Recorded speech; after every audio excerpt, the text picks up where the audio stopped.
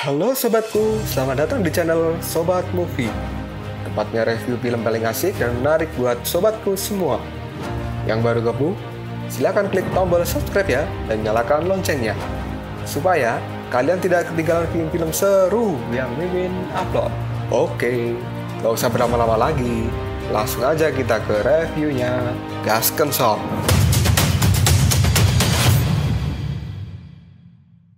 Hey, oke, sobatku terkeren, terkecil, terbaik, tersemuanya. Kita masih bersama Sobat Movie, channel alur cerita terasik sepanjang masa. Oke, kita lanjut bahas chapter 31.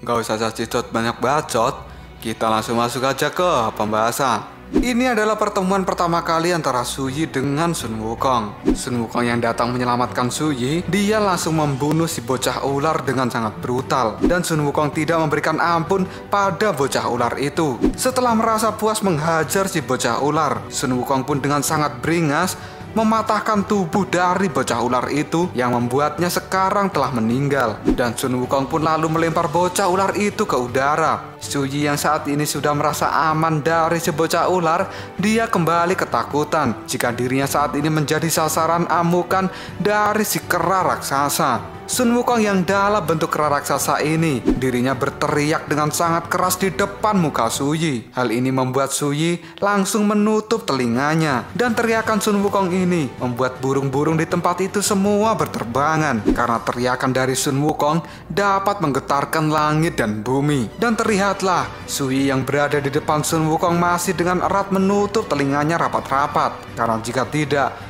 mungkin saja gendang telinga dari Suyi ini akan pecah akibat teriakan dari si monyet raksasa Sun Wukong. Setelah Sun Wukong diam, Suyi pun kini melotot ke arah Sun Wukong. Dan dia pun kini berkata, "Hei monyet besar, tidak masuk akal. Kamu menunjukkan suasana ini di depanku. Apakah kamu pikir aku tidak akan bisa melakukannya? Ini, lihat saja." Setelah berkata seperti itu, Suyi pun membalas berteriak pada Sun Wukong. Sun Wukong pun kaget dengan teriakan dari Suyi. Dan Suyi pun kini berlari menghindar dari Sun Wukong. Suyi pun juga memasang kuda-kuda, seolah dirinya akan melakukan pertarungan dengan Sun Wukong ini. Kemudian Sun Wukong pun kini melihat ke arah Suyi dan dia berkata, "Hei bodoh, kenapa kamu tiba-tiba berteriak di depanku?" Suyi yang melihat kera raksasa di depannya ini bisa berbicara, dirinya pun kaget dan berkata, ternyata monyet itu bisa bicara. Dan tiba-tiba saja Sun Wukong pun kini berubah menjadi bentuk manusianya. Kemudian Sun Wukong menunjuk ke arah Suyi dan berkata, "Hei dengar, gadis aneh yang suka berteriak. Aku adalah monyet terkuat di bumi. Dan aku adalah Raja Kera dari Gunung Huaguo. Aku yang berkuasa atas semuanya di sini. Dan kamu hari ini sangat beruntung. Karena jika aku terlambat setengah langkah saja, kamu akan dimakan monster ular tadi.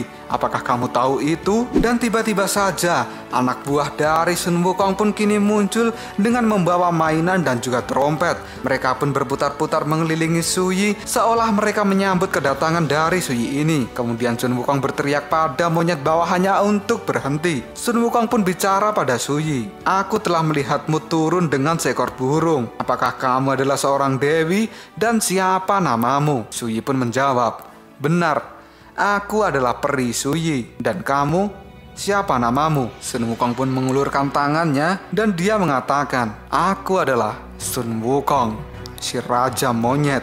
Mendengar nama Sun Wukong, Suyi pun melihat tajam ke arah Sun Wukong dan akan selalu mengingat nama itu. Kemudian Suyi kini berkata dalam hatinya, dia memiliki sepasang tangan yang kasar dan tebal. Dan dia adalah orang yang dapat kupercaya pada pandangan pertama. Meskipun dia itu monster, tapi dia sama sekali tidak menakutkan. Aku bertemu Sun Wukong dengan cara diam-diam pada saat itu. Dan aku merasa tidak kesepian lagi. Dan sejak saat itulah perkenalan antara Sun Wukong dan Suyi berlanjut hingga hari ini. Dan sampai-sampai cinta di hati mereka pun juga telah tumbuh satu sama lain. Kita langsung berpindah ke hutan di jalur monster. Terlihatlah para asura kecil, mereka sedang melakukan sebuah perburuan. Karena mereka melakukan perburuan ini, adalah untuk mencari makan sekaligus untuk berlatih. Ketika menemukan batu yang bagus untuk dijadikan senjata, para bocil Asura ini tidak segan-segan untuk berebut dan berkelahi satu sama lain. Tapi mereka datang ke tempat itu tidak sendirian, karena Raja Rahu juga ikut bersama mereka untuk menjadi seorang pengawas. Dan Raja Rahu pun mengatakan, mereka adalah generasi baru pejuang Asura. Mereka terlahir dari sukuku. Dibutuhkan lebih banyak pertempuran dan juga pengalaman untuk menjadi Asura yang tumbuh dengan hebat. Aku berdarah di antara para dewa dan aku membangun tempat ini sendiri selama ratusan tahun. Para generasiku ini, mereka membutuhkan sebuah pertempuran dan aku menghabiskan sebagian besar waktuku untuk melatih mereka menjadi petarung baru dalam waktu yang cukup lama dan sampai hari ini. Dan tiba-tiba saja pada saat itu langit menjadi gelap dan turun cahaya emas. Para bocil Asura ini menjadi terkejut dengan apa yang mereka lihat saat ini. Kemudian pada saat itu, Bailang yang melarikan diri, dia masuk ke dalam hutan terlarang dari Asura. Dan tubuh Bailang penuh dengan panah. Ternyata Bailang melarikan diri sampai ke hutan terlarang Asura ini adalah untuk menyelamatkan Xiaoyu yang sudah dalam bentuk api kitab suci. Bailang pun dikejar oleh salah satu dewa. Dia menginginkan api kitab suci yang dibawa Bailang untuk kembali diserahkan pada Kaisar Sitian. Bailang yang sudah merasa terpojok dan tidak bisa menghadapi serangan dari dewa ini. Tiba-tiba saja para bocil Asura itu pun muncul dan menyelamatkan Bailang serta menghajar dewa itu. Bocil-bocil Asura itu pun memakan dewa yang saat ini mengejar Bailang. Raja Rahu yang melihat Bailang memasuki hutan terlarang miliknya, dia pun mendekati Bailang dan mengatakan dalam hatinya, seorang iblis serigala yang membawa api kitab suci, dan itu adalah sesuatu yang diinginkan para dewa. Raja Rahu pun bertanya pada Bailang, "Hei iblis serigala, kenapa kamu datang ke hutan terlarang milikku?" Dan Bailang pun menjawab perkataan dari Raja Rahu, "Aku datang adalah untuk melarikan diri dari pengejaran para dewa, karena mereka akan membunuhku. Hal ini kulakukan secara tidak sengaja. Tolong maafkan diriku dan beritahulah di mana jalan keluarnya." Raja Rahu pun memberitahu jalan keluar pada Bailang. Kemudian dia menyuruh Bailang untuk cepat pergi dari tempat ini. Bailang pun mengucapkan terima kasih pada Raja Rahu dan dia pun berlari untuk segera keluar dari hutan terlarang. Dan Raja Rahu yang melihat Bailang berlari, dia mengatakan dalam hatinya, "Aku biarkan dia meninggalkan tempat ini karena dia terlihat sangat lemah. Tapi aku juga melihat ada nyala api di matanya. Aku merasa bahwa iblis serigala itu dengan api abadi di tangannya. Ini adalah sebuah awal dari kekacauan di dunia. Dan ini adalah sebuah takdir. Apa yang akan terjadi memang harus terjadi selangkah demi selangkah. Hingga akhirnya tiba saat itu. Genderang perang pun ditabuh dan semua rakyat Asura kini mengangkat senjata mereka karena mereka akan melakukan sebuah peperangan untuk menyerang istana surga.